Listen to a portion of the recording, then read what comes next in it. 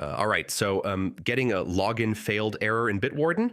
Yeah, that's frustrating, but don't worry, I'll show you how to fix it step by step. First, a quick idea.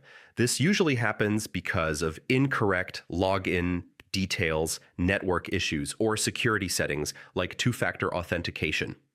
Start by checking your email and master password. Even a small typo can cause the login to fail. Also check if caps lock is turned on or if your keyboard language is different. Make sure you're logging into the correct server region, like US or EU.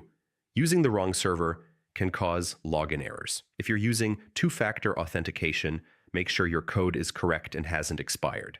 Next, check your internet connection. A weak or unstable connection can prevent login. You can also try logging in from a different device or browser to see if the issue is device-related.